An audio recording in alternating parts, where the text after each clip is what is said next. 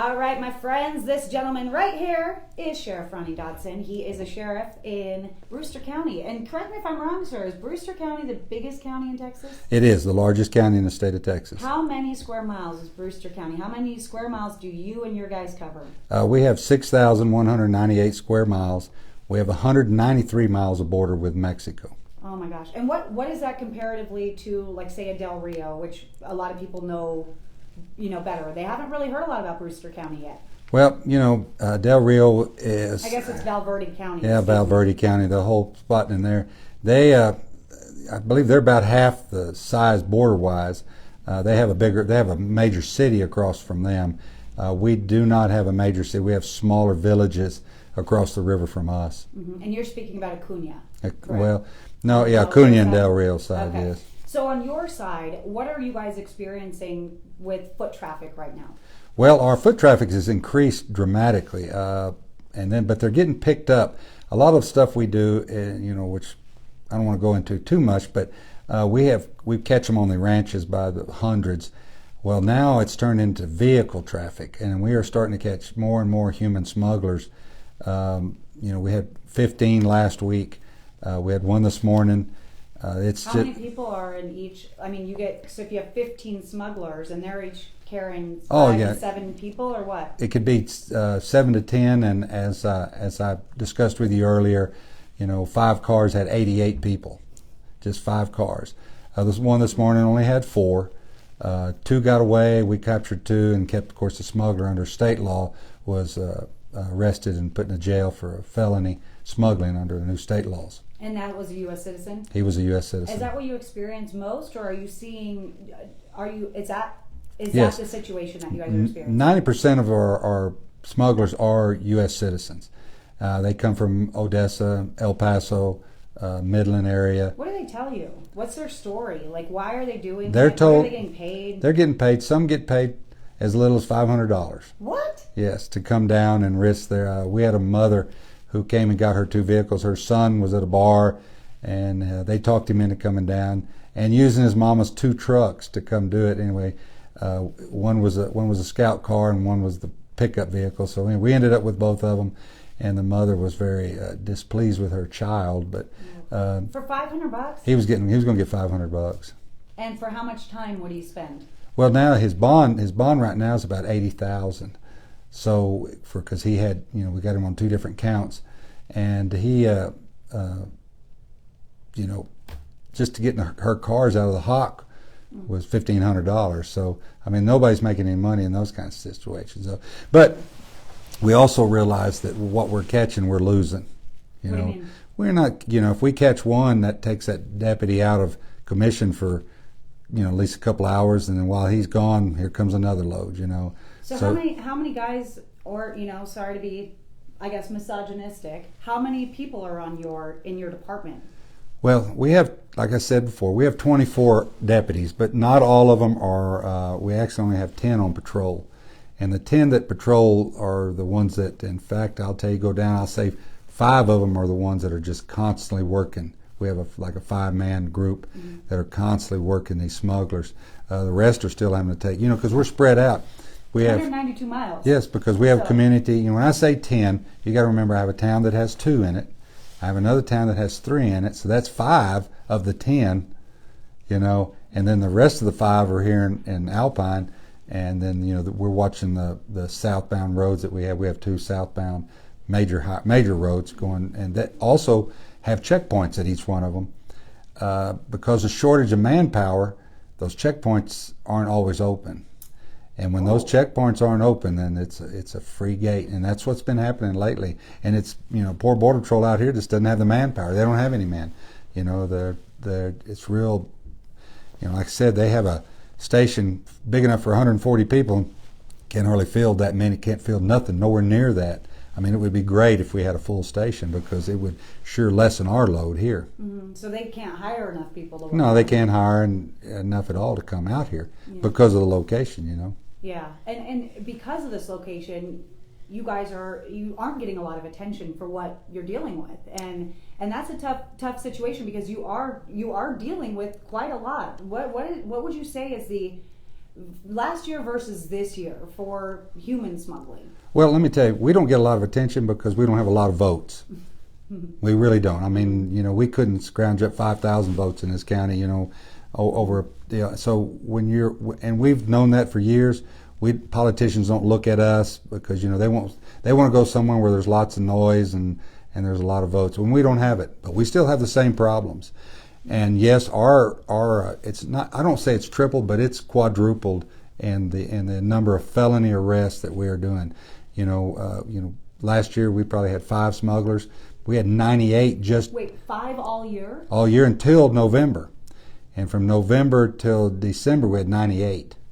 So that tells you how it increased starting in November of last year of the human smugglers that started coming through our way. Like in 2021? 2020. So this is just no, over. No, I'm talking. Yeah, 2020. No, 2021 from November.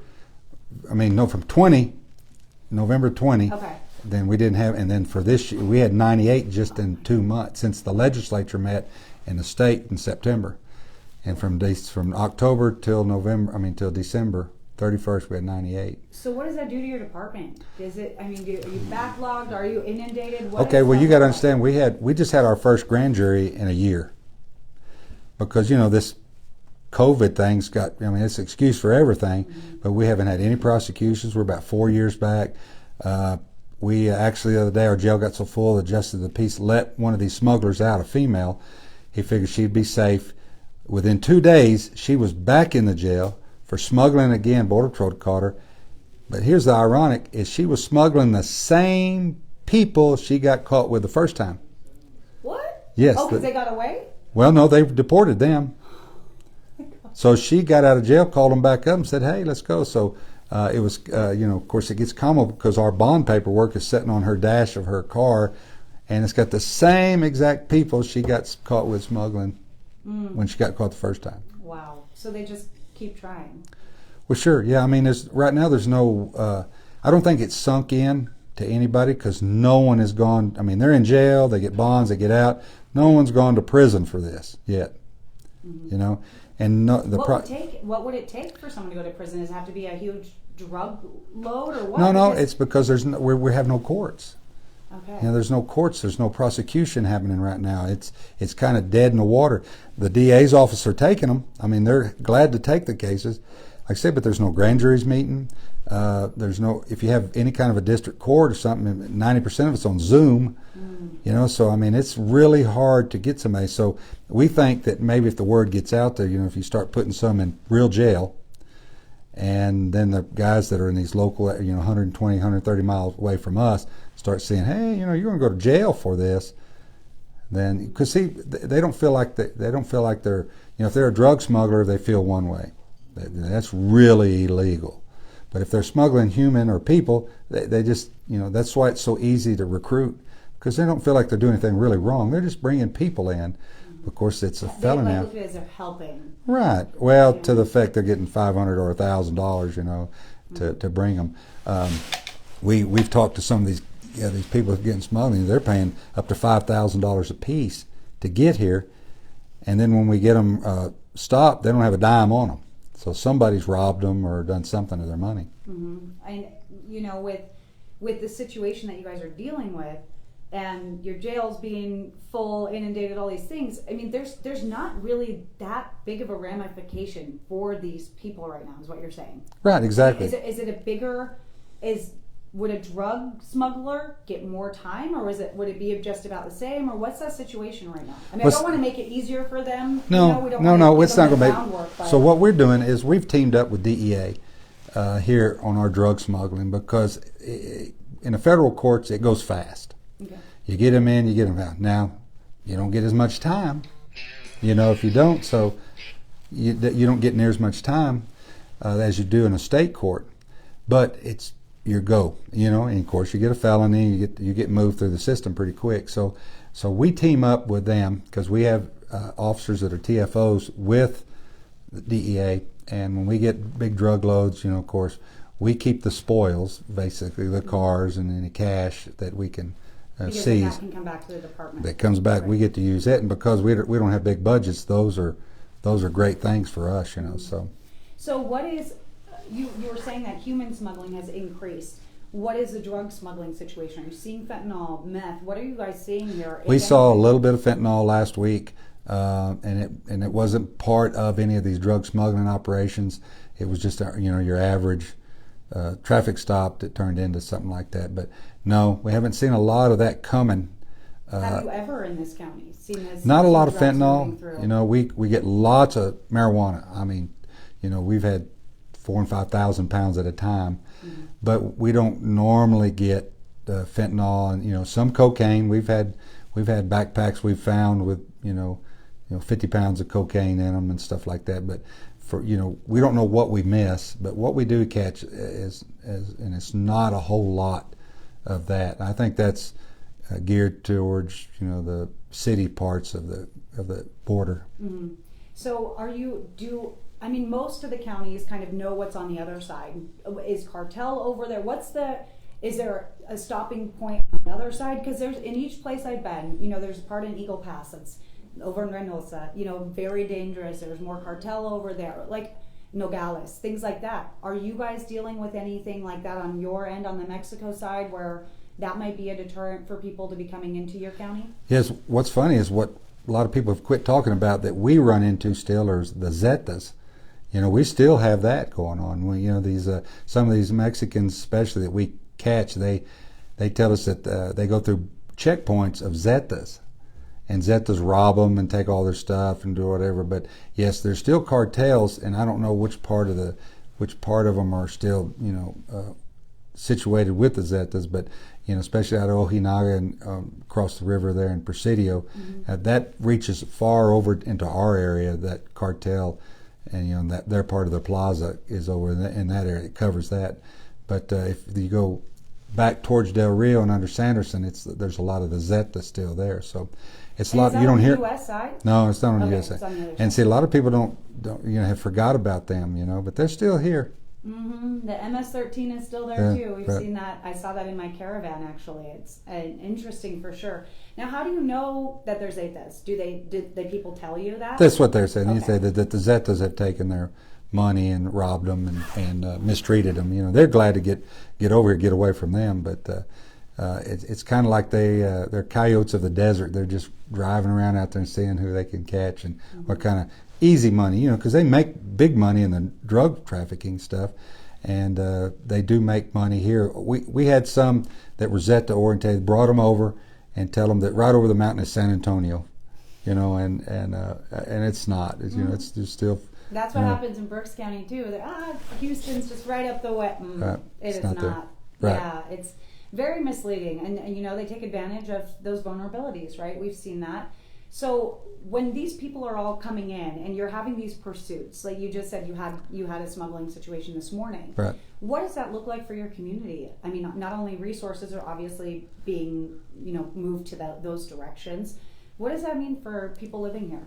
Well, people see it, and they, of course, they're like anybody. They watch the Facebook and they see that, and we like to put that up there, showing that we are catching what we can catch. They're not happy with pursuits and they've told me a million times, don't let them get into town. We don't want them into town. We don't want them hurting people here.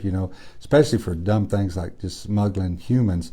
And then those people in those cars become in danger. A lot of people get, there's a lot riding and a lot of stake that comes stake for that.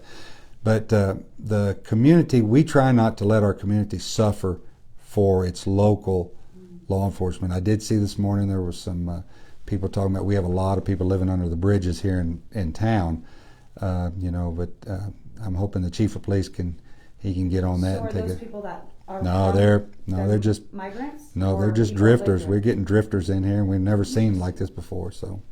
And you don't know where they're from? No. Okay, and they're not necessarily people that have come into the country illegally. Nope, they're interesting. They look like white folks that really bad down on their luck and jumped off the train or something and just has stopped here. And we got several bridges that are now occupied by them. So do you worry that what's happening at our borders, that's going to contribute to the problem that's starting to crop up here? Or? No, I think, like I've said before, the border, if they make it past here or if they get here and are deported somewhere else, If you want to live in a safe place, you can come here because we don't have the immigration problem. They go to where they go north. Where there's no jobs here. There's lots of law enforcement, lots of border patrol, and so we always consider ourselves the occupied territory because while yes, it would be nice to have some of these individuals who are coming here to work. We got restaurants that can't stay open because they have no wait staff, they have no cooking staff, they have no dishwashers.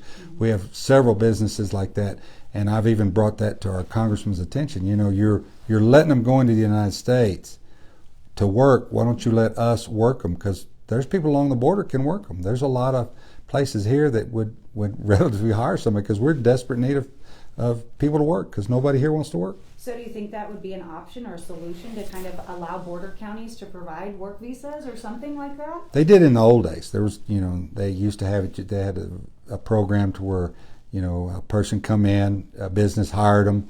They were basically responsible for them. And then, when they went home for vacation, they could. But that was people who lived just right across the border. It was easy. Now, someone who lives deep into Mexico, he can't go back and forth every time. But there were programs like that would allow these areas to work individuals who wanted to work. Because face it, right now we got people that just don't want to work, and I don't know why. And I know that we're business owners here in town also, and we would hire people. There's because just go look. Our restaurants are open 4 days a week because they got to give the people who are working their days off. Right, and I think it's really interesting because a lot of these people have that economic motivation, right? They want to be here to work, so they say. The people I talk to, they don't really have a valid asylum claim by persecution by our congressional law, but they want to work. They want, they have these economic claims. So, it's not, if we're going to allow this to happen, and like you said, kicking them out into the middle of the interior of the country, there needs to be some viable option for them or something because they're just. Well, I think it's something the government can control. If they want to work them, I believe the government could set up some kind of rules and regulation. It wouldn't take very long, for people along the border to, hire. Well, why wouldn't they? What do you think is the reason? I have no idea. They're going into they won't let us hire them, but yet they send them in deep into the interior of the United States. What are they doing? Are they working for other people there? Or the government paying for them? Who's paying for it, Well, they're not supposed to work, right, while they're waiting their asylum, so that's a whole different issue. So what are you going to do with them? What are you going to do? Wouldn't you rather have a man, because, the individual I showed you a picture of, he wants to work. And if he came here, he's a good cowboy. And I think, we could, at some of these businesses, some of these ranches, we're all in desperate need of help. Interesting. And like you said, nobody stays in the border counties. Nope, so these people that could make a living, work, be even closer to the border where maybe their families are, they're being pushed out of the border counties. Yeah, but you got then think about it. You got to think about it like this: the number of people that are being let in. There's no way you could give every one of those people a job on the border because the number is astronomical. But for a big majority of them, there are guys that are very, that could work. You could make it to where, hey, he works, pay him a decent wage. Don't come in there and cheat them like they did in the old days. Pay them what everybody gets paid, right? Let them rent their own houses and do their own thing, their own apartments, and pay them. And then when they want to go home at Christmas or they want to go home, during the holidays, they can, the border's 100 miles. They cross the river here at the port of entry. They got a work visa and they come back a week later after the holidays or whatever, and they go back to work just like you and I would. It seems like, and the work visa thing, and I know that they've allocated a couple, I think 20,000 additional for non-agriculture employers to provide, but 22,000 we saw 1.74 million encounters last year, and we still don't even know how many people actually stayed, right? But right. even if you're kind about it, and you say half of the people went back, you're still looking at close to 1 million people here.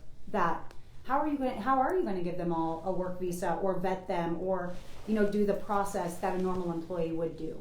That's kind of a tough situation. Well, if I go north, if I travel north, I do see people that I know are most likely, not from this country working.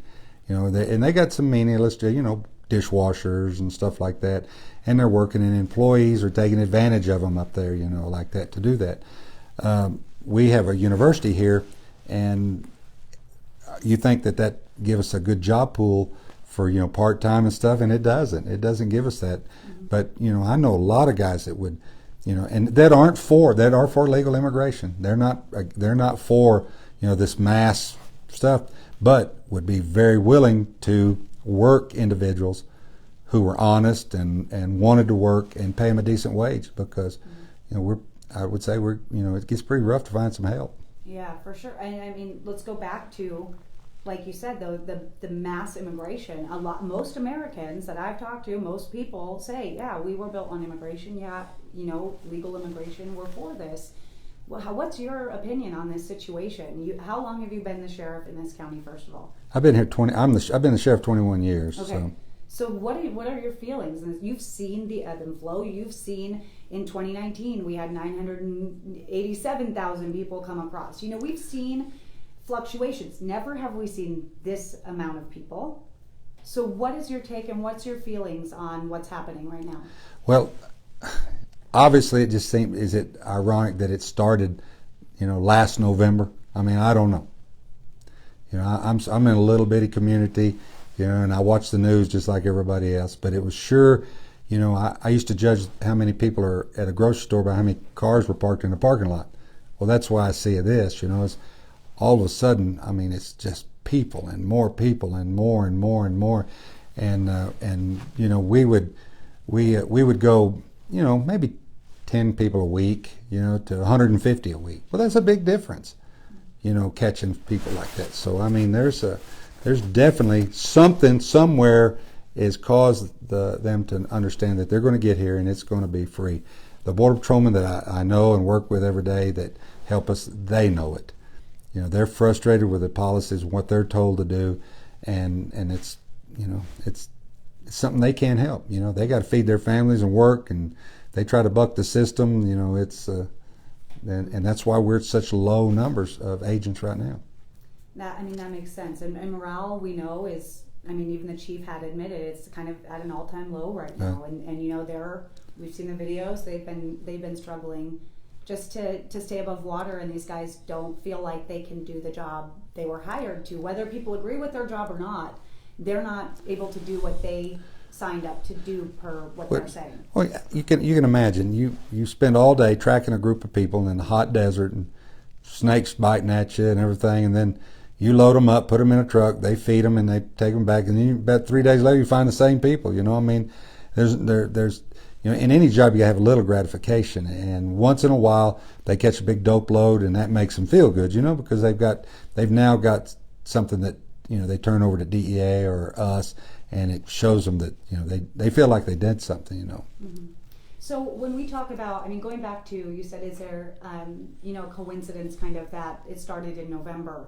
We know during the debates, we know that current President Biden had said, I want them to surge the border. If they have an asylum claim, come. But we aren't seeing a lot of that. So we're seeing the surge, right? We're seeing the continuation of that, but we're not by congressional law seeing valid asylum claims. But they're all claiming asylum, or is that what you're seeing as well here? Oh yeah, and when you use it the best excuse you can, that's the best thing they could do to come, and that's what they say, and like you say, you can't.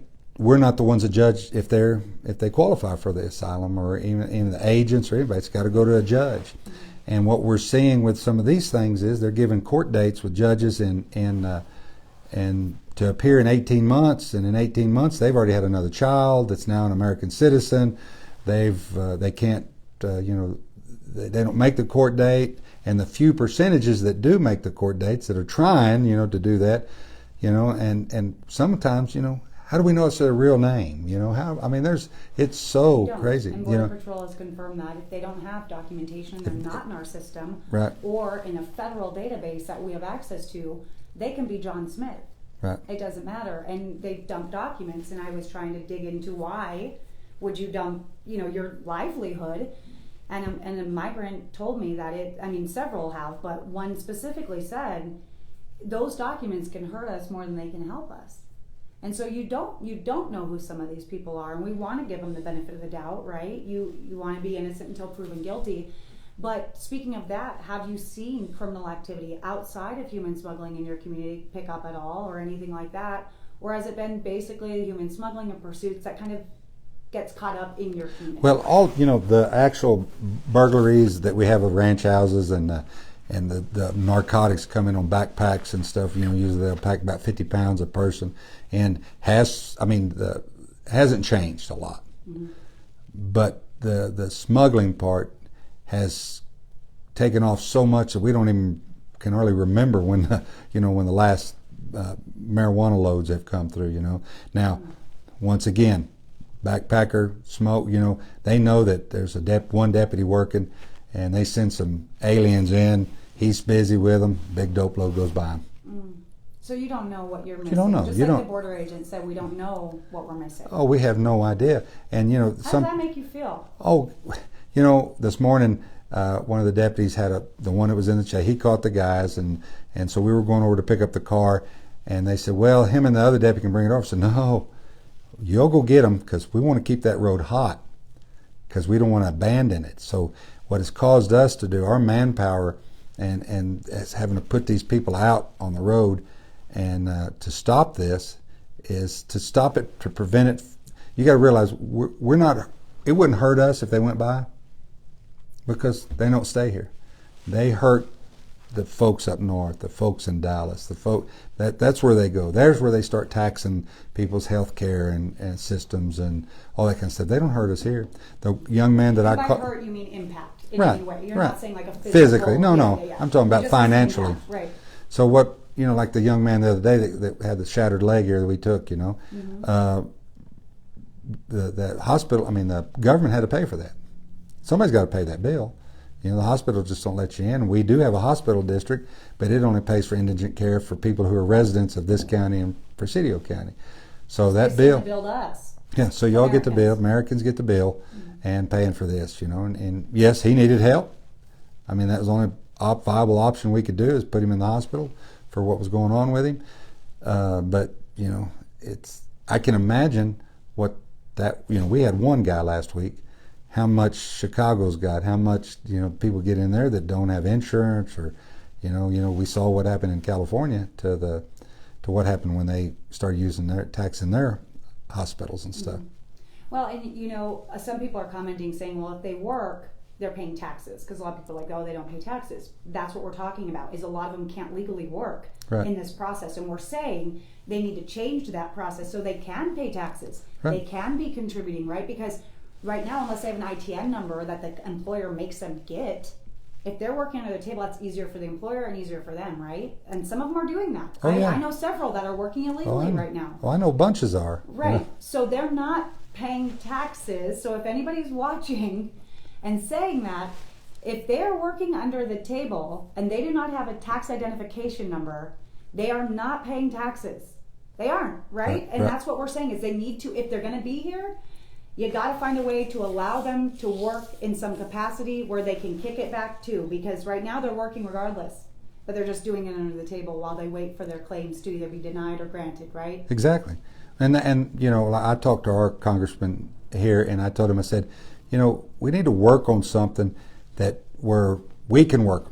Now, like I said, we can't work 1.5 million on a border, but if we can work 100,000, between El Paso and Brownsville, there's a lot of businesses here that would really hire somebody. And I'm not, the businesses that we own, my wife and I, we would love to have somebody, some help. Mm-hmm. We struggle every day for help, and pay them, make it a law. You got to pay them X, And well, and then it also allows that some kind of documentation, because right now, once they're kicked out in the interior, I've talked to several people. They don't even know who's the sponsor. They don't vet the families. They don't know where they're going. Once they get on a plane or a bus, they're gone. And that's, if they show up for their court date, that's the only real.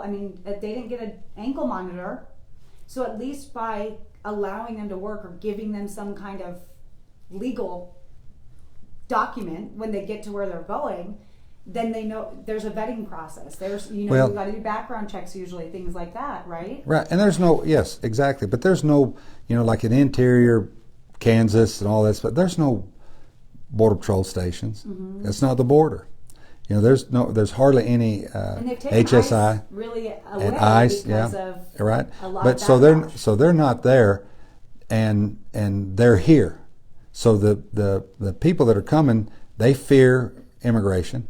So they leave, go to where they're not going to get caught or seen. It's just you bury yourself in a large city, you're not going to, you know. Well, and you can't, and the thing is Border Patrol and ERO, you know, ICE down here, they're trained in certain things to not necessarily, if you go into Kansas, you're just straight up profiling someone at that point. Right. You cannot do that. You cannot go up to someone and say, hey, you look like you don't belong here, or you look like maybe you crossed illegally. You Right. can't do that. Right. I mean, that is straight like profile racism at its finest, right? You can't do that. So once they're out of these border counties, you've got to have some viable option. And we've been saying that, you know, if this is going to continue, the government either needs to handle this or to figure out a way to monitor the situation once they leave the border, basically. Yeah, and regardless what's going on even here, you know, there's going to be profiling. You know, that's what they're doing. I mean, that's the whole thing. You know, we catch a middle of the night 15 guys walking across a ranch on our infrared cameras. You know.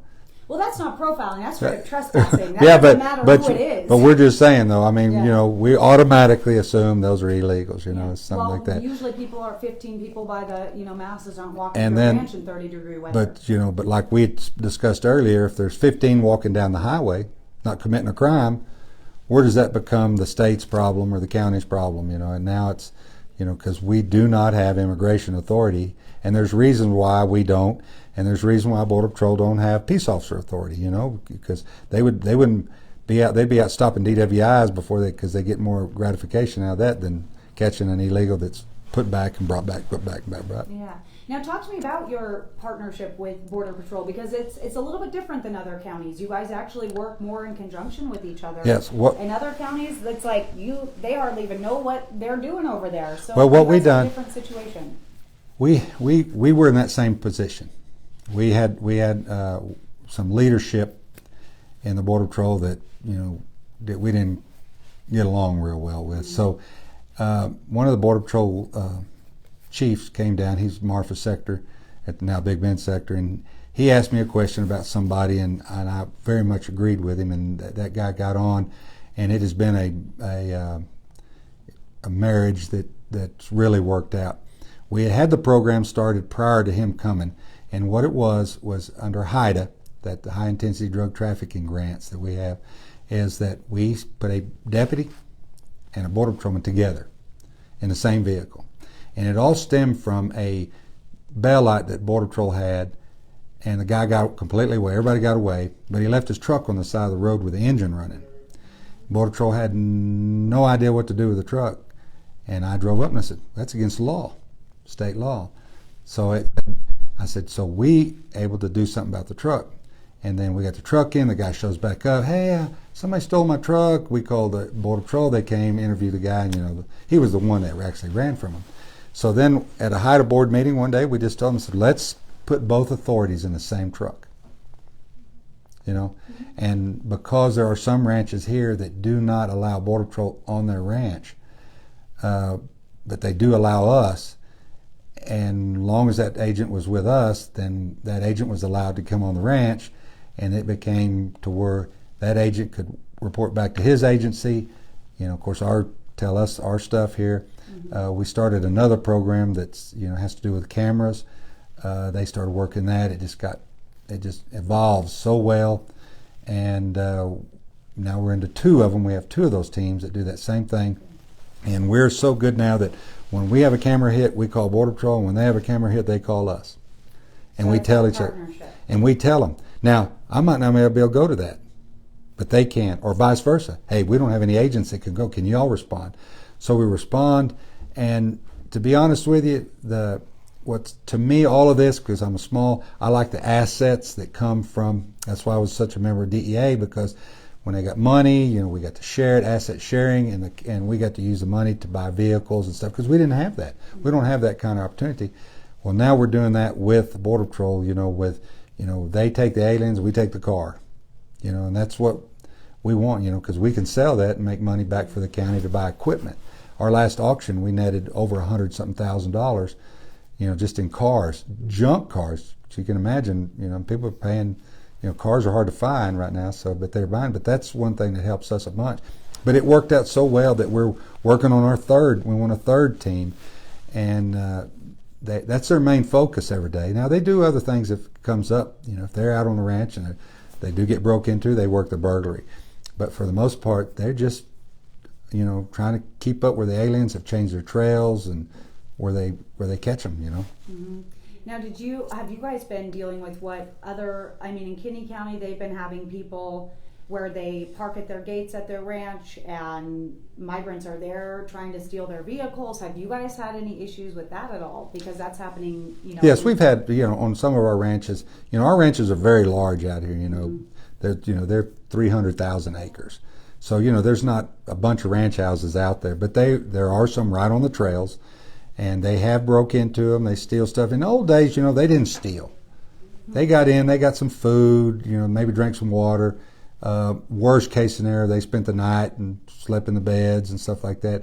But now, if they find an opportunity to take a gun or you know, the other day we had one took an alarm clock. Why? I have no idea. Maybe when he gets his job somewhere, he needed it. But you know, they do steal. So you know, we tell all of our ranchers now. To go down to Tractor Supply and buy them a safe, and when they come to town, at least put, you know, their guns and valuables, their wives' jewelry. We had one who actually broke into a border patrolman's house that lived south of town, and when I actually caught the guys, and they had his wife's earrings on, and there were two men, and they had a big fancy watch and everything on, but they broke into his house and stole his stuff like that, but. Okay, so are people that are living here a little bit more on high alert then? Because yes, and you know, we have communities south of town here that are fairly large, you know, residential areas, and you know, they have two complaints: the black bear and the aliens walking through their yards. You know, if they see them down there like that. But for the most part, we're trying to apprehend them prior to them getting there. And you know, some of the oldest smuggling trails of here are still being used after, you know, 50, 60 years. Mm-hmm. They're still using them because they're easy routes. We find that they're climbing the mountains more, making it harder routes because they don't think that us or the Border Patrolmen will go to those lengths to try to apprehend them. You know, so interesting. So now with money that you guys end up with in all of these smuggling operations, you put it back into vehicles. Like, what is, obviously you're a small department with a huge area to cover. How do you guys stay afloat outside of those things? I mean, do you? If we didn't have any of these assets, it'd be terrible. I mean, you know, our trucks, you know, we put 100,000 miles a year on each truck because just the time, and they wear out pretty quick. And you know, a truck's $50,000 to $70,000 now equipped. So what we're doing is when DEA would make a big drug bust, and we had men there, we were entitled to pieces of that money. They would put it into an asset forfeiture account for us. We could use that money for training, drug prevention, or equipment. Mm-hmm. Well, that's almost slowed down and dried up. I mean, you know, all the big drug deals are happening in Dallas and Fort Worth and stuff like that. So under this, what we've been doing now is on the abandon these vehicles, when we catch these smugglers. And most of these cars don't come back to anybody. They'll come back to some fictitious person. And so when we send the registered letters out, they don't come back to anybody. And we end up, you know, selling them. And then that money we can use to buy vehicles, which that's our number one priority. I mean, our commissioners and the county judge is taking care of us. Our salaries are getting better, but our vehicles are the main thing, you know. And if you was to ride with me and go in the country, and I'd show you why they don't last, you know. Mm-hmm. So I've had many a talk with deputy why you blowed out so many tires this week and all that kind of stuff, because it is very costly. Yeah, absolutely. And you guys you put in for some funding from the federal government as well, right? Yes, Stone Garden. A little bit through Stone Garden, which is also what Sheriff Coe had gotten some money for, Valverde, Sheriff Martinez also got. So whoever put in for funding, you guys had to just break down what you needed it for? Yes, you put it out, and you got to understand there's lots of stuff out there that we utilize every day. People think of guns, bullets, bulletproof vests, stuff like. Man, we have RMS reporting systems. Cop sync. We have computers in our cars now. There's all kinds of stuff that make it function, and plus admin people for our jails and stuff like that. Because while we hold state prisoners, we also hold federal prisoners, and the Fed prisoners are. I'm not saying they're treated different, but they're booked different. They're separated different. Everything's different about them, and once the courts have remanded them to the marshal service, then we end up with them out here, and then we start looking to move them and transfer them back into different parts of the state. So. Now, do you need that? No, okay. That's your future husband. Now, what is, when you have this situation, what is all of this? How does this impact your county, say next year? How will this have an impact on you guys?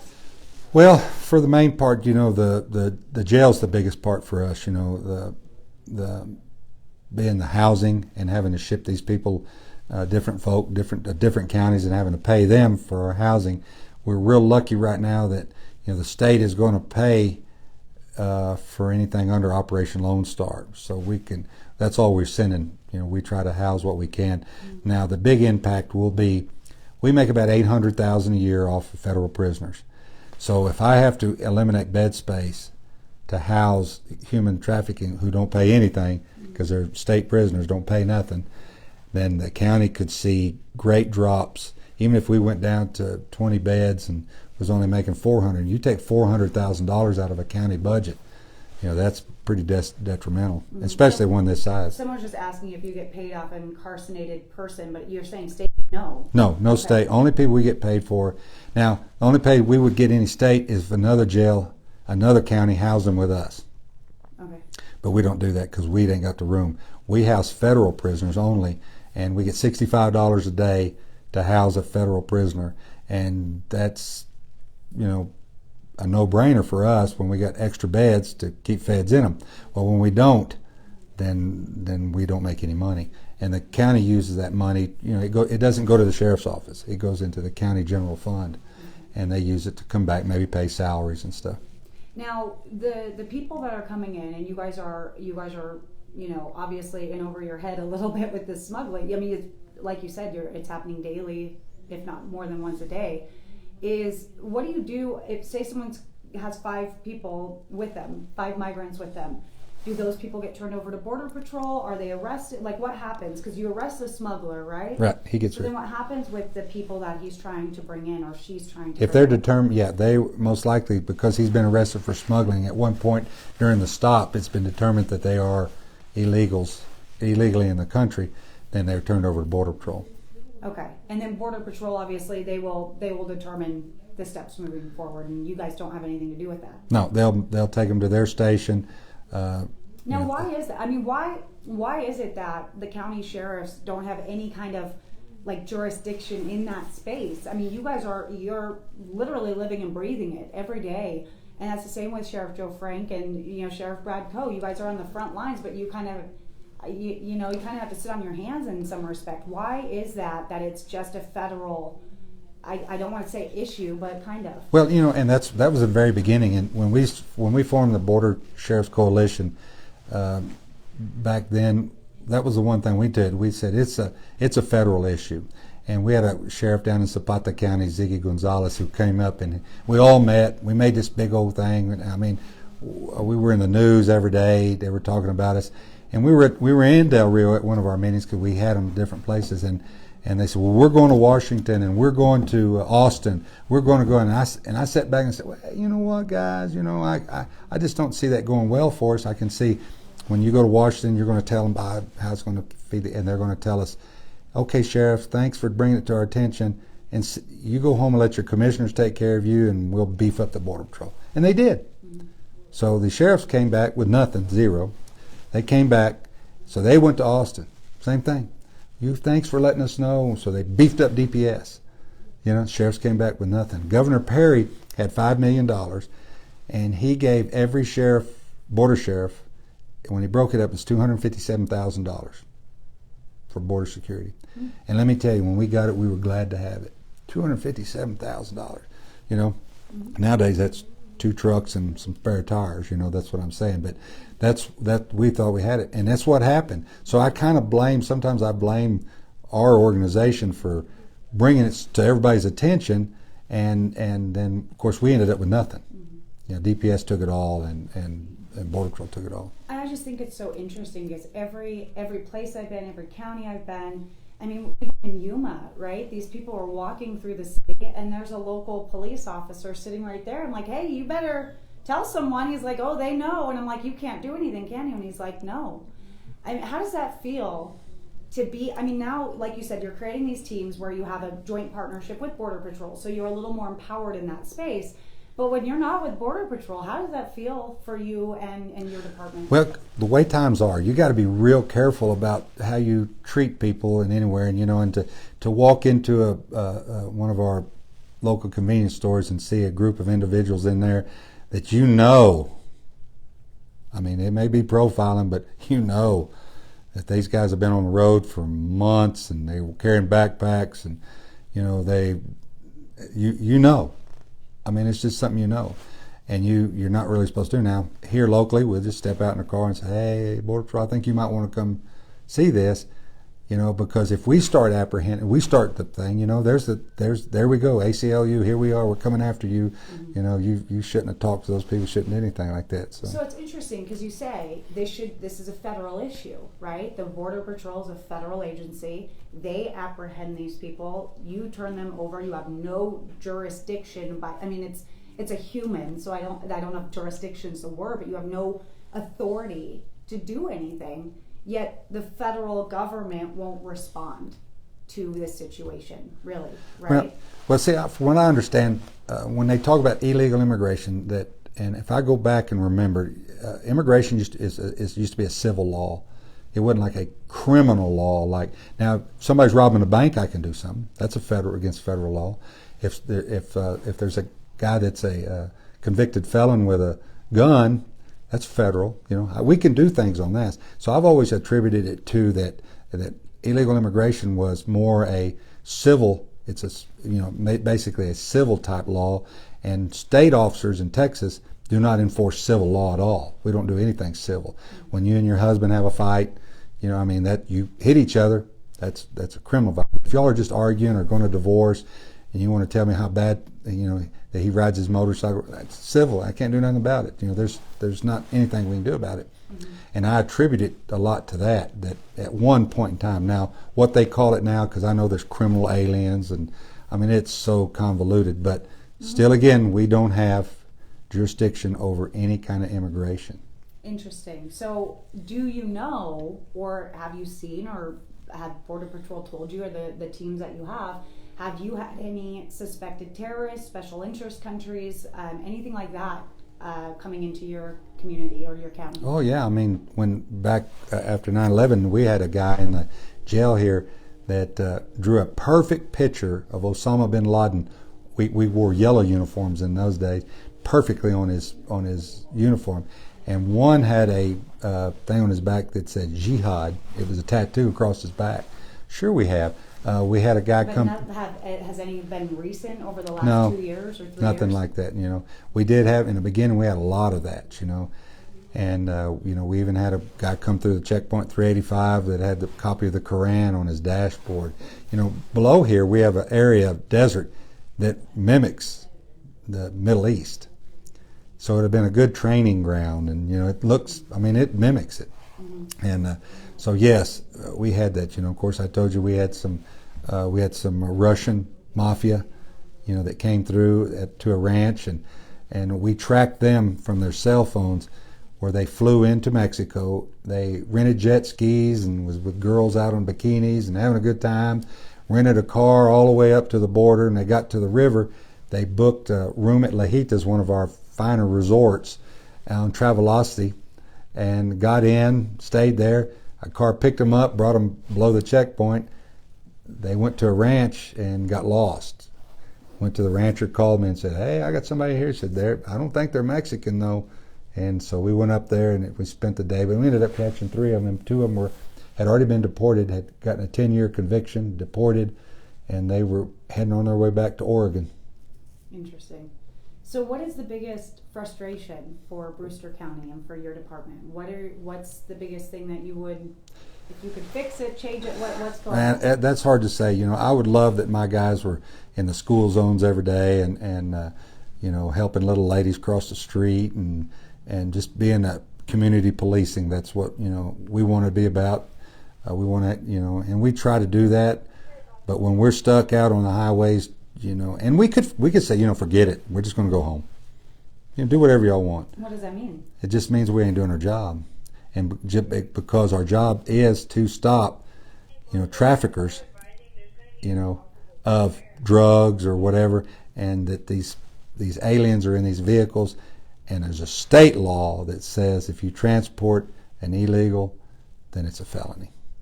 And then it just, you know, just to think that you've let 10 or 15 go in a day or something like that, it already bothers us that while we're working, the group that we're working, that there's people got bias. Mm-hmm. You know. Some people are, I just want to address this comment here. Someone's saying having a Quran book doesn't make someone a terrorist. You're correct, Melissa, but we were talking about special interest countries as well, and that is what that falls under. So yeah, and it wasn't. FYI, yeah, we weren't suspecting terrorists. I asked him if special interest country, and that is, you know, Muslim countries. Yeah. Those all fall under it. You can look that up on DHS. And also everyone saying anything about the word alien, that is actually a legal term on DHS. So you guys can come for him if you want, but that is legitimately what DHS has called them for their, I think, forever. And now, but publicly they want people to call them non-citizens, is what DHS is saying. But so people know, and I know she's going, aliens come from outer space. That's fine, Melissa. Go to DHS's website and look. That is a federal term. Well, I will. The sheriff's term, okay? And let me tell her. We did. There were some National Guardsmen on the road.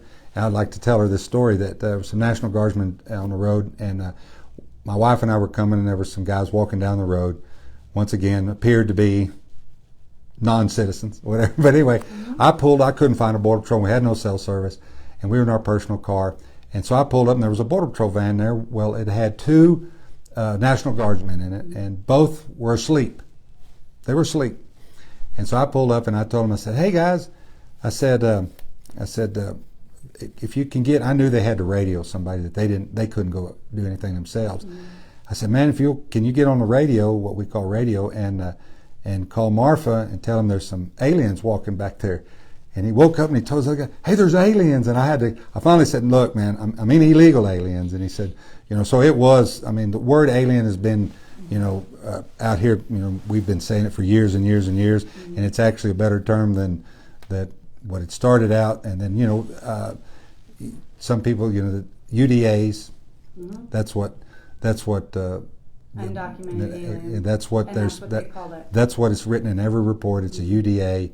You know, well, like and that. Even she's calling it an immigrant, and an immigrant is now a derogatory term for DHS. Right. You have to call them migrants. And then if you call them migrant, now it's non-citizen. So, Melissa, there's a lot of flux, you know, over the last 6 months. Well, I'm sorry. Just so you know. I'm sorry that if it does, you know, and I'm you know, and if she wants to come out here, I'll take her out for a ride and just show her the country and show her how pretty it is and what's going on. But you know, we're not trying to be derogatory to anybody. Mm-hmm. And like I said, the young man that shattered his leg that we brought in the other day, the guy, I would hire him in a minute. He was the nicest. He thanked us. He did everything in the world, you know. That's what you guys have to write in your report is UDA. So that's what you guys, you know, that's what it is.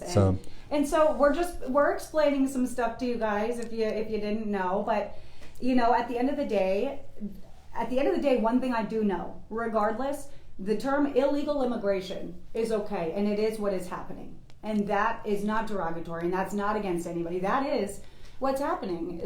Regardless of why someone's coming over, unless it is a valid asylum claim, which at that juncture you're supposed to surrender at a port of entry, right? Right, I mean, exactly. we are okay with bending a law right now. I'm just going to say it, and that's not an opinion. We are okay. We're on this slippery slope of going, well, they're self-surrendering. They're not hurting anybody. Well then, but there is a port of entry and there is a process, right? So there is illegal immigration happening. Doesn't matter why they're coming, right? Right, and that's it. And it's not a, they're not. And I could tell you that the groups, those family units that we call, there was not a bad person in them, but they were being brought in a bus to the river, and they were told, as soon as you get on the other side and everybody makes it, dial 911, and we get the 911 call, and it's 100 miles, and we load buses and we go down. Nobody's running, nobody's hiding. They bring them into town, and now they end up having to go back to a port of entry someplace if they to go through the process, and of course they book them here, and then they got to drive the 220 miles to El Paso, so that they can process them up there in El Paso. Mm-hmm. I mean, the process is a very complex one. The system is backlogged. We have a big issue that goes much further than just there's some people coming over, and these people that are going to their court cases, we're learning most of them are being told to self-deport if their claims are denied, but they're up in New Jersey, and it's a lot of this like Scouts Honor kind of situation right now. And with those situations, I mean, and I don't know for you guys, you work pretty closely with Border Patrol. I mean, have they told you that there's really a way to vet these people? That there's a way to, because we want to believe the best in people. Like you said, there wasn't a bad person in that group, but you still don't know who they are. Right. Well, yes. If, like you say, if they've never been arrested, we watch a lot of crime shows and they pull up everybody's fingerprints. Well, that's not true. The last time I gave my fingerprints to a state agency is when I got my driver's license, and it was 2 thumbprints. Now, if I lost both my thumbs and committed a crime, nobody's going to have my prints. They're not on some kind of file like everybody thinks they are, So and we don't have access, and like those crime shows, we don't have access to Guatemala's database, No. Haiti's database, Uzbekistan's database. If they haven't committed a crime in our country or in some kind of tie with some gang that we know about or something, can we even tell who they are? No, for the most part, no. You're not going to be able to tell who they are now unless they've been in trouble, or or they've been in our prison system, or they've been arrested someplace, or they've been deported once before, and their prints come back. Now they may use because like I say, a lot of them don't use their real names, unless the first time they use a name, and then their fingerprints come back to a different name, and then you say, well, you're the same guy, but you're using different names. And it's so hard. Now, in an area like ours, we actually recognize some of the guys when they come back, because of the tattoos or something. Said, man, you were here last month, or you were here, like that. And so it does. So we do recognize them, sometimes. Now, let's talk a little bit about the border wall situation. Very interesting, because we've talked, I've gone all the way down to Brownsville, I've gone to Yuma, I've seen most of the border, except for San Diego. I mean, I've seen San Diego, right? We've all seen Tijuana. So I've seen it all. Everybody has a completely different issue. Each area, the terrain is different, what the border, how far away the river is. I mean, it's all very different. So the wall was something that even Sheriff Joe Frank took me to the end of the county and was like, there's a kind of a natural barrier wall here. We don't need it in some parts, right? What's your feelings on the construction of the wall, on the administration kind of restarting the Trump era wall? What is that situation for you guys here in this county, and would it help or would it hurt? Well, it wouldn't help us, but we do have we have what's called the lower canyons, and it's on the Rio Grande, and they're sheer bluffs for miles and miles and miles, very natural. Then after you get clear of that, we come into a place called Black Gap Wildlife Management Area, and it's on the river. It's I think 172,000 acres or something, and then there along the river, tons of crossings. We got illegal cows coming across, and coming out of Mexico, horses, and so wouldn't you want a wall? But it's a state park, and you put up a wall, you've now blocked me from my fishing spot. You've blocked camping and everything on it, because when they build the wall, if anybody's been to any of these walls, they don't build it on a line that says this is Mexico, this is Texas, or whatever. They build it further in to our country, and that way, that it takes the river away from us, to our recreation. It also, as soon as they cross the river, so then they've got miles in between the wall and the river, but they're already here, but they haven't even hit the wall. Right. That they're still become the U.S.'s responsibility Right. because they're over here, Right. even if they're on the other side of the wall. And then of course we have that, and then we have a few private ranches that are in there, and not very big. And especially on the borders, where the big bluffs are, that's a lot of private ranches. Then we end up with a state-owned wildlife management area, and then we hit Big Bend National Park. Well, you're not going to put a wall in a national park that keeps it. Our economy out here based on tourism. We have no oil, we have no gas. We don't have anything that makes these other people rich. So we like the tourists to come, and the wall would prevent river rafting, and that's a big business in Terlingua and Lajitas, that goes through the park, and one of the main attractions, Santa Elena Canyon, these big canyons. If you blocked them all from the tourists, they would quit coming. So are people are migrants crossing into the park? Yes. So does that not affect people using that park? Well, for the most part, if they cross, they are trying to avoid you. They really don't want to. At that point in time, they're real fresh. They haven't been traveling for a week. They're real fresh, so they don't want you to see them. And we tell the tourists that go down there, if you see them, don't confront them. That's not your business. And that way you don't have no conflicts. We don't want no conflicts with it. So it hasn't had an impact on that for you guys? No. On occasion, we have them steal a canoe or something, or go into a camp that's, that people set up their tents and go out and fish or do something. They come back, there's no food or water left in it. But, what can I say about that? But for the most part, they move right on through the park until they're 4 or 5 days getting into the heat. This time of year, like today, it's freezing. We're at 17 degrees. Yeah, 17 degrees. They start struggling as the 4 and 5 day mark, because it's usually about 11-day walk if they know which way they're going. Now, if they're lost, 11 days from when they cross the river. Yes. To civilization. To the highway, to get to the highway. So. Wow. So that's why the wall. I mean, yes, I've been criticized 1,000 times for saying we don't need a wall here, but there's a reason. It's not that I'm against a wall, but I'm in the wrong place for it. It might help in other law enforcement individuals have said it would be a tool that would help. It would just be a tool in their tool belt that would potentially help kind of put people in. And we have one of the best tools, and it's called technology.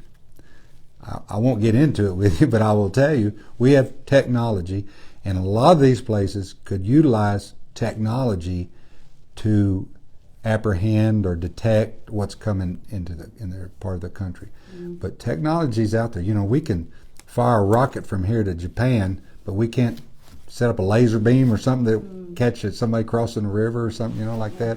Well, and I know under the Obama administration they had done a lot of that, like the invisible wall kind of thing, and it was a lot more technology based, that they were kind of trying to push for instead of a physical barrier.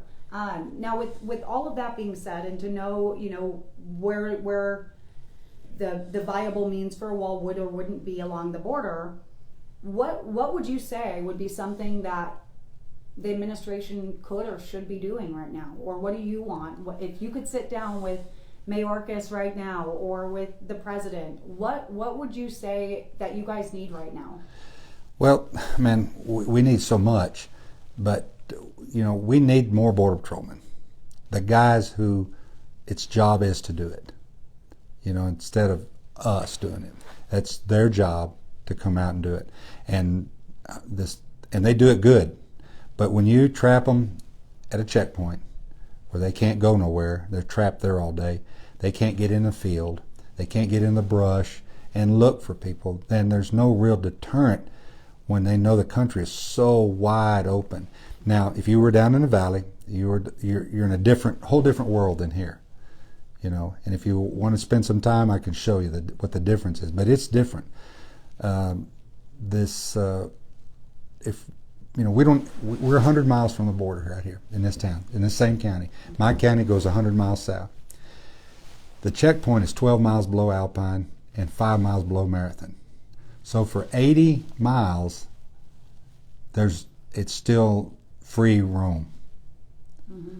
And So is that where people are being picked up and smuggled in? Or yes. is that what's happening? Well, what they'll do is they drop them off prior to the checkpoint, and they can walk around the checkpoint.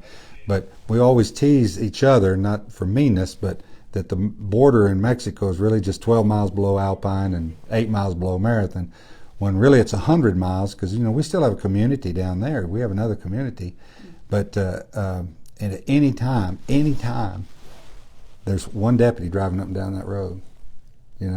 So it's definitely a manpower issue for them. And we're here in town. If you took all the DEA out, we're a community of about 6,500. You took all the DEA out, you took all the Border Patrol and their wives and families and kids and everything, man, this town would suffer, because we're kind of a government town. But we could use, that's what I would tell them. Their manpower needs to just double, and boots on the ground type deal, and not state officers who have no authority. And like you bring DPS out here, they get bored and they start making traffic stops on your locals. Our local. I was going to ask, do you guys have a big presence of DPS and No. National Guard? We have some National Guardsmen now. The DPS is around us, but we don't have all our roads. We have 2 roads going north and south. Everything else is country roads, and DPS drives sedans and stuff like that, and they can't get off. And the ranchers, you got to have special permission to be on a ranch here. Okay, so they would have to get that pre-approved kind of thing. Yeah, and it doesn't happen very often. And so you're not doing. You guys aren't what Kinney County is doing, where you're arresting for trespassing, like going and searching out in ranches. You guys aren't doing that. No, Okay. and I've told them we're not going to take anybody to jail for trespassing. I like the smuggling law was voted on by our legislatures, made a real law out of it, but the trespassing thing is they're trying to make it a catch-all type thing, and it don't work. I don't think it works. I mean, I'll disagree with our governor over that. Yes. You put up that little chain link fence in Del Rio, and they walk around it. Boom, you got them. It's because it's we're in a disaster. They call it. It moves it up one from a Class C misdemeanor to a Class B, and they ain't got no money. They ain't gonna pay nothing. So why clutter up my jail, feed a bunch of guys for trespassing, for a law that not gonna pay? We're not gonna get no money back on it. And it's we're a poor county. We can't afford all that. Okay, so it would cost you. Exactly, it costs. Okay. Well, it costs these taxpayers here. This is their money. We as a steward of our taxpayers' money, we got to watch it. I pay taxes too. I own 2 businesses and a ranch. I pay taxes, and I don't want to. I don't want mine going up anymore.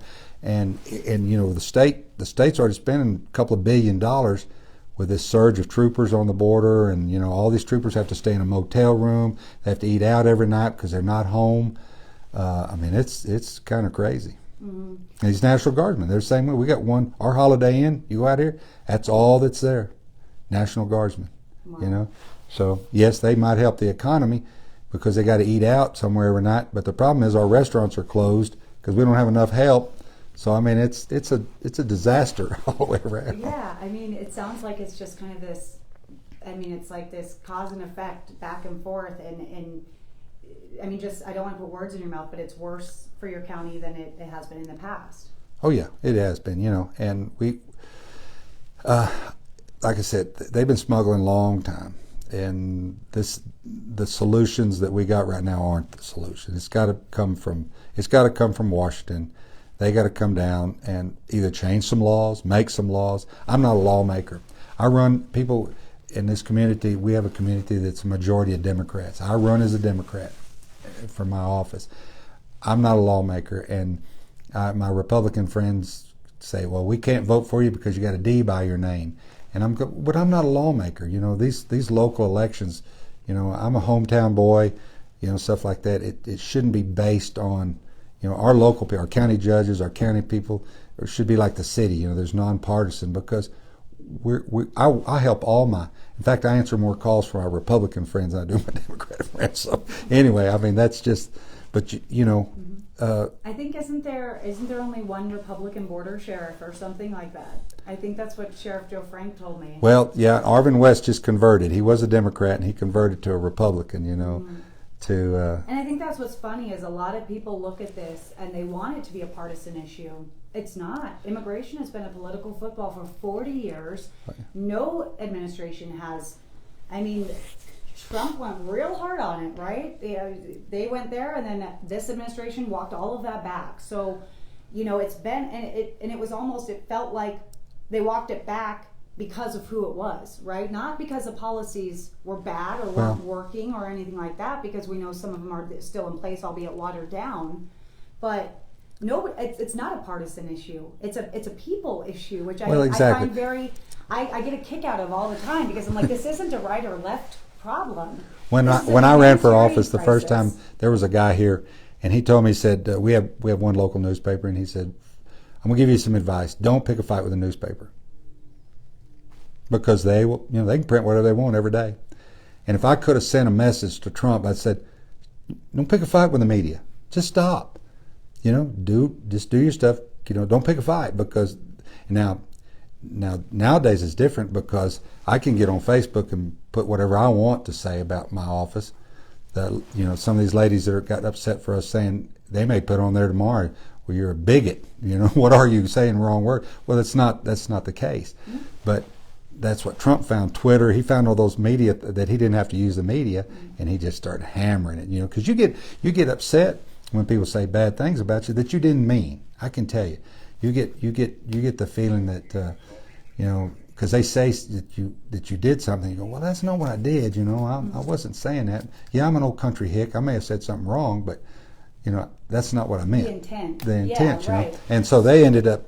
So that's what. If I could have got a hold of him, I said, man, don't do that. Say something else. So did you like those policies, like the policies that he put in place? Did you think those were working? Yes, it worked. I can tell you those things were working. I mean, and the Border Patrol had it. The Border Patrol had muscle to do their job. It kept us out of it a lot, and of course we still had. We still were running our technology thing, because I've been running this Border Patrol first team, for now at least eight years, mm-hmm. And so we still were using our technology, and our several of our congressmen had come down and viewed it and thought it was great. They've taken it back. We've been the topic of discussion in the White House of what we're doing out here for some of the stuff we're doing, and I think you can incorporate it. And through there, where there's no river, and then down here where you start at El Paso, below the gates of El Paso, and say, this is this is God's country, and why do we want to block it off from the people of the United States? Because that's what you'd be doing. You'd be blocking that Big Bend National Park, that beautiful park, or that place down at Black Gap. You would be blocking it off from the people of the United States. So we get deprived of national parks and public land because of immigration. Do you feel that national parks are more important than national security? No, absolutely not. Don't even start there.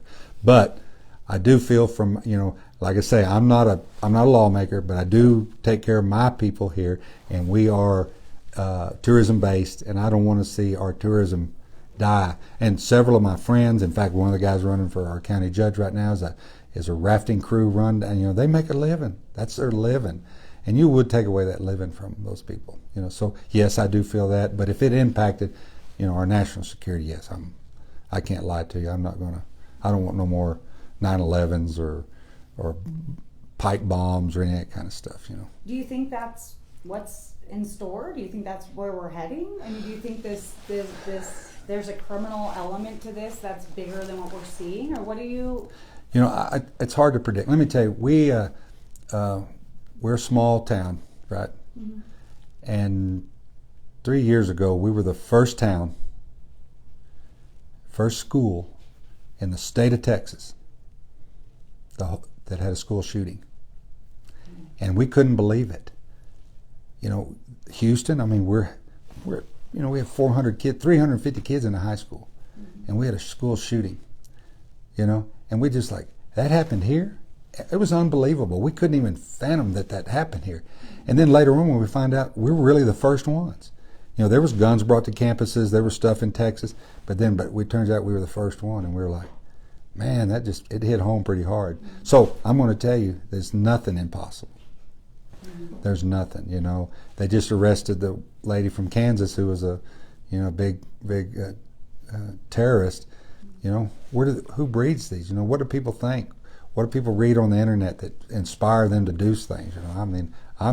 It's a different world. I ain't going to, Well, and it's hard because we want, like I said, we want to see the good in people. I'm a Christian. I don't know where your faith lies, but we try to see the good in people. But it's hard to deny when you've got a constable that's killed by someone here illegally. You've got a special agent that was killed in a situation involving immigration.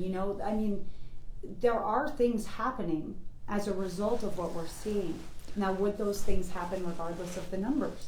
Would that? Well, the trooper that got killed the other day, okay, he was riding on back of a truck with some illegals that were on back with him, and the truck turned over and it rolled on top of him and killed him.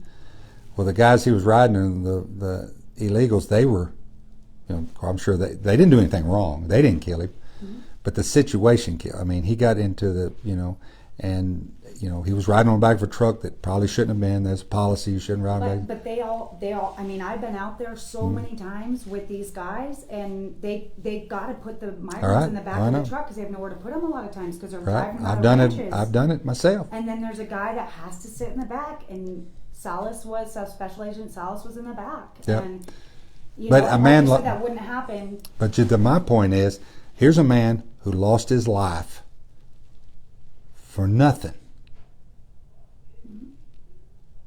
Nothing. Those guys, they didn't prosecute them. They didn't kill him. They didn't do anything. But he, for nothing. If I could understand if he had captured a rapist, of a child rapist or something like that. But they just had some guys that were on the ranch illegal or wherever they were. And so I saw that as a very senseless death. For that young man to die like that. So But it's all the cycle, right? The response, everything that's happening, the expansion of DPS, all of that. Why he was there is because of these numbers, right? Is because of this influx of people. The reason why Operation Lone Star has expanded is the 1.74 million, right? That's why he was there. So I guess that it's hard to understand or I guess question or put hypotheticals around it because we don't know. We didn't see these kind of acts and crimes in the past like we're seeing right now. So it's hard to say, would it still happen if we only had 500,000 people coming like a normal year? Well, we didn't see this kind of illegal activity happening with, like the constable and seeing people robbed at their gates, things like that. Those are new things. But everyone's kind of dismissing these issues at the border as normal because they're border communities. Well, and we have a border community, a real one, and we do have people who come across every day and work, and go back every night on the river. We see them. It's not a big deal because those people on the river, those businesses, pay them. They come across. They work in the motels and stuff. They go back and forth. Pretty good system, I think. We don't mess with them; they don't mess with us. They do that in El Paso too. Yeah, it's like Juarez is their sister. They call it. The sister cities, and they go back and forth. I think that's very viable, something that we can do, people can do. But coming in at like the 15,000 that came in at the bridge, and 13,600 whatever got sent into the interior of the United States in the middle of the night without telling the public. Letting them know. We saw later. Yeah, right? Yeah. Tell the public, hey, these people are here. This is where they're going to go. Just to sneak them places. And of course, I don't know if anything's true. I'm down here in the middle of nowhere. About that they're all going to give them rights to vote and all this kind of stuff. I don't know. Well, in New York they did create a law where 800,000 non-citizens are able to vote, and so that is a question people have. But that's New York. Isolated kind of in that space, and there, a lot of people I have talked to, they aren't going to there's some that are going to Nuevo York, right? But there's a lot more going to Florida in places that aren't allowing non-citizens to vote. So I'm not sure, the long term, I'm not sure, but there is a situation down here. That is for sure. I've been covering this now for 6 months, and it has gotten worse. I come down here with an open mind every time, Sheriff, and I'm like, if the numbers are down, that's the story. Right. If there's nothing going on, that's the story, and I get to go home. Well, but every time. Well, let me tell you, there was a time, and this, just for reference, I was at the legislature, and there was a lady that was on one of the legislative committees, and Steve McCraw got up and told her about how bad it was on the border and on the river, and how many people are dying and stuff like that. And there was a lady from Tarrant County. She was, I guess, a state's rep up there around Fort Worth, and she told him, she said, Steve, we think you did a great job. We here in Tarrant County, I was speaking to a group of Republican women, and we told them, what's going on the border, and they were, how bad it is. So I'm sitting there. I hadn't signed up to speak, so I can't open my mouth. So I'm getting on the phone. I'm texting my secretary. She's looking up in the UCR, Uniform Crime Report. And I said, tell me how many people were killed in El Paso, Brownsville, Laredo, and McAllen. I want to know those 4 big major cities on the border. And then I want you to tell me how many people were killed in Tarrant County that year. So citizens? Citizens. Okay. United States citizens were killed. Well, along the border from El Paso all the way down to those 4 major cities. And El Paso was a banner year for them. They had 2 murders for a city the size of El Paso. And when was this? I believe this was been 2000, during the legislature, so it had to have been 2014 or 15, something in there. And I said, and so anyway, total number along the border, those 4 cities, was 12. 12 murders. Mm-hmm. Tarrant County had 87. So I told the lady, I met her outside afterward, and I shook her hand. I said, hey, man, thank you. I enjoyed what you said. I said, but I want to let you know that you had 87 murders in Tarrant County, and along the border, we only had 12 at that point. And all those women that you scared, you might want to tell them to move to the border, because it's safer here, because all the everything is where you're at, not where we're at. And a lot of these, and at the time, the killings, like in Laredo and stuff, were cartel. They weren't just Joe Blows in Walmart getting shot. Mm-hmm. They were shooting each other, bad drug deals and stuff like that. So, So anything is possible, like you said. It is. There just something needs to happen. Something's got to give. The guys need help. These border patrolmen here, their equipment's outdated. There's not enough of them. Do you think they're going to get help when the morale is? Ortiz literally has said they're not even going. They're not even getting applicants. So that's what I'm asking. You've got the vaccine mandate that's kind of looming. We don't know what's going to happen with that, but they're still kind of waiting to figure that situation out. I think it's still kind of in flux. But then you've got this situation where you've got these guys openly saying we can't do our job, right? And this video's out there, it's viral, everybody's seen it. So how are they going to get people to sign up? Do they have other resources they can shift? What are they going to do? Because you can't keep this going and not supplement. So what's the answer if no one's going to apply? And plus the people that you do have here that are working, the agents that you got here, they're already looking for transfers out. This is a really isolated community. Right. And like you said, you have space for 150 guys. You got like 36 or something. Yeah. So what are you going to do? So, and they're transferring out, and they're going back to closer to home, even to the northern border. Just to go and get away, and they bring their spouses out here. There's no Walmart, there's no H-E-B, there's nothing for them to do, and so they move on. And so yes, it's and they're good jobs. They're good jobs. Mm-hmm. But they're thankless jobs, really thankless. It's more than what I would say mine is, because I at least get thanked a bit. And and I see people coming from other places, and they're at McDonald's or Subway, and they see a border patrol, and they buy their lunch for them or something, like thanking them like that. But that's not what they're at. That's not what they're. I don't think the border patrolmen themselves, the men themselves, that's not what they're looking for. Well, and then you've also got half of the nation that's tried to basically get rid of them for for quite a while. So they've got that up against them too. So it is a thankless job and a tough one. But and if they've ever go to the border, if any of these people, these naysayers go, they'll go in there and see that these border patrolmen are very compassionate. There's a bad apple in everything. Look at the cops and look at the politicians and city mayors, and there's something bad in everybody. You got that many people, you're going to have some. But for the most part, they're very compassionate. They try to save. They're saving lives.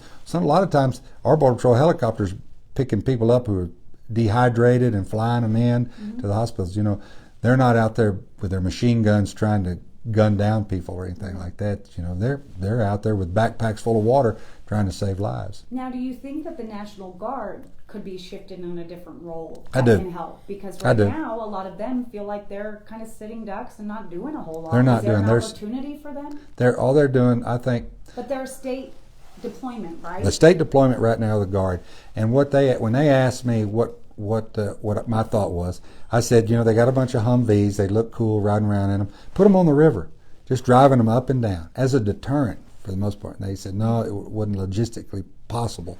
And I thought, well, they're Army guys, right? That's what they do. I mean, they're tough. That's why we got them. So we've got them in places where they can do surveillance. You know, they're not. They can't apprehend. They can't do. They're kind of like the Border Patrol scouts. That's all they They're are. like, hey, this guy's, you know, check out this car, looks like suspect, and DPS. That's all they. they're And it's just- good. Mhm. You know, we need that. We need eyes because, like I talked about fingerprints, I don't believe fingerprints make cases. I believe people make cases. You know, your eyes. If you tell me Joe Blow was the guy there, and I get his fingerprints and they match, then I'm okay. We need people. We need the eyes out there, and they've been in the one spot that I have them. They have been a great deterrent. We haven't had any smuggling cars turn around because they drive up, they see them setting what they're doing, they go, let's go to another place. So yes, they can be utilized. But you're right, we can utilize them other ways. But there's treaties with Mexico and stuff that prevent them to be guarding borders and guns and stuff like that.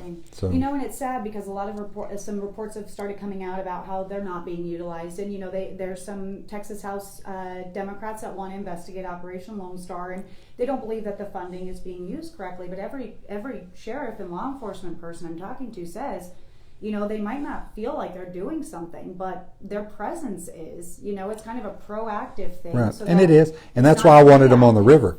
I wanted them instead of this 80-mile break between the river and the You just checkpoint. want that going. I'd like somebody just moving around, just looking and seeing, and that keeps everybody on their toes. Especially, it looks like we're going to have them for the next 2 years. You don't think this is slowing down? Oh no, I ain't gonna slow down yet until we start putting some people in jail and letting them go to real jail, and they can call back and say, hey, it's real jail. We shouldn't be smuggling. We should be doing something else. But until then, we're just rocking these smugglers. The guy we had a guy yesterday. We stopped him. He just got out of jail, and he was back here. He had a minivan with all the seats stripped out of it. He was here to get another load. He was just he's out on a $40,000 bond. Maybe he's trying to make bond money. I don't know what he's doing, but What's the wildest